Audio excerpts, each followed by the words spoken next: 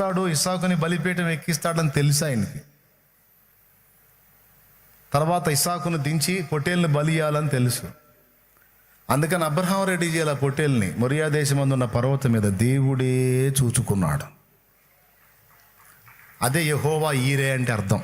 పర్వతం మీద యెహోవాయే చూచుకొనును అని. చూచుకొనును కాదు, దాచిపెట్టాడు. అది నేను చెప్పేది. అక్కడ వెతుక్కోవటం కాదు బ్రదర్, దాచిపెట్టాడు. తన దాసుడు ఎదుర్కోబోతున్న అవసరతకు పరిష్కారం దాచిపెట్టాడు. తన దాసుని కుటుంబం ఎదుర్కోబోతున్న కరువుకి ఒక కొడుకును అక్కడ లైన్లో పెట్టాడు. అట్లా తన పిల్లలు 40 రోజులు ఏలియా చేయాల్సిన ప్రయాణాన్ని కావలసిన బలం ఇచ్చే 2 ఆహారం ఒక్కరోజే ఏలియాకి పెట్టాడు.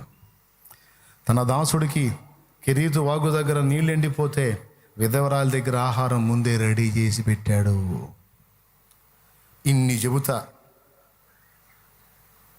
జలప్రళయానికి ముందే నోవహుకు ఓడ సిద్ధం చేయడానికి కావలసిన కొలతలన్నీ ఇచ్చాడు. దేవుడు నోవహుకి ఇచ్చిన కొలతలు ఇప్పుడు సైన్స్ ఏమంటుందో తెలుసా? ఒక పెద్ద ఓడ నీటిలో మునగకుండా ప్రొటెక్టివ్గా భద్రంగా ఉండటానికి ఆ కొలతలే అద్భుతంగా సెట్ అవుతాయి అని ఆధునిక శాస్త్రవేత్తలు నిగ్గుదేల్చారు. ఏ మ్రాను వాడాలో ముందే చెప్పాడు. చితిసారకపు మ్రాను. ఎన్ని అంతస్తులు చేయాలో చెప్పాడు. ఎక్కడ కిటికీ ఉండాలో చెప్పాడు.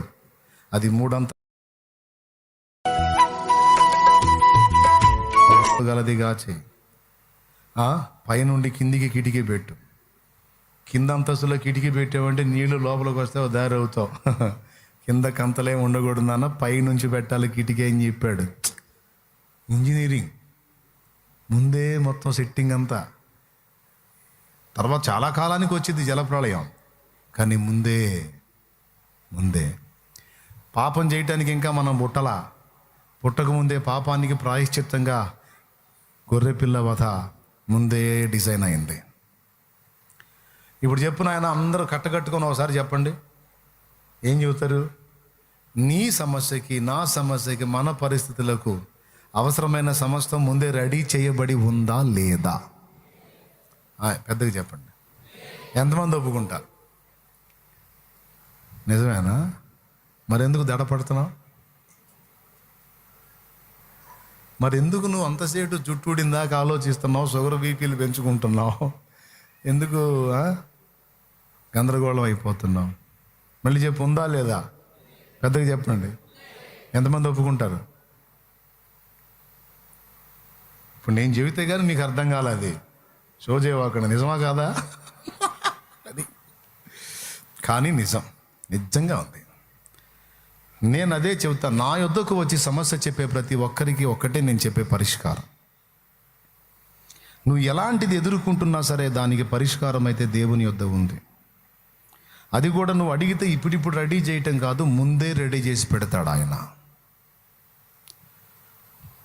అబ్రహాం ఆ చిన్నవాని మీద చెయ్యి వేయవద్దు, దించువాడిని అన్నాడు.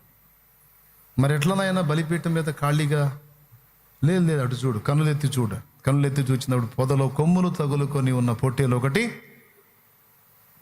దాన్ని తెచ్చి ఇమ్మన్నాడు. ఇప్పుడు చెప్పండి, పొట్టేలను అబ్రహాం రెడీ చేశాడు, దేవుడే రెడీ చేశాడు. నీకు కూడా కావాల్సిన కొమ్ములు పొదలో తగులుకున్న పొట్టేలు ఉంటుంది, ఎక్కడో. అర్థమైందా? నీ పొట్టేలు ఎక్కడో ఉంటుంది, ఏ పొదలోనో తగులుకొని ఉంటుంది. అది దేవుడు చెప్పేది ఏంటంటే, కనులెత్తి చూడు అంటే నాకెళ్ళి చూడు, అప్పుడు నువ్వు ఎటు చూడాలో నేను చూపిస్తా.